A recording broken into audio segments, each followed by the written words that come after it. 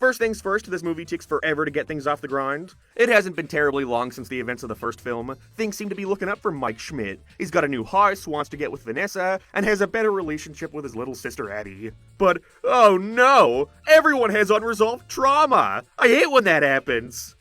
Abby wants to visit her friends again despite being pretty popular at school. Her biggest bully is her teacher. And Mike has promised to fix them with no intent to actually do so, leading Abby to set out and try do it herself. I definitely saw a lot of similarities between this and the FNAF novels. I think it was the Twisted ones where the main character is also learning robotics, except she's like 20 and Abby is 2. They explicitly say that she's 11, her pointing out that she's not a kid anymore, yet they still write her to be the most oblivious, naive character ever. She completely ignores all the traumatic shit she went through during the second half of the last film, just wanting to see the animatronics again, and later deactivating the security system that locks the robots to the pizzeria, not realizing how this could very easily go wrong, especially considering what happened last time. They are in for a nightmare when writing the third movie, because they're actually gonna have to write Abby taking part and doing things and not just being fucking manipulated all the time. Nothing would happen in this movie if it weren't for her being so fucking stupid. There was also this hilarious scene where she proudly shows Mike her artwork and he's like, "Wow, Abby, this is really amazing. I'm in Hunger Games." While we see the fucking blobbiest art I've ever seen, had me dying. Whoever drew these props does not know the difference between how an 11-year-old draws and a 4-year-old.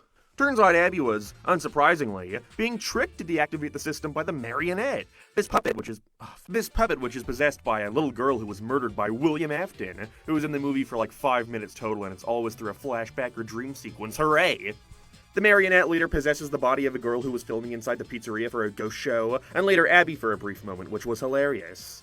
But I have no idea what the point in it switching bodies at all is. What is the benefit to it switching?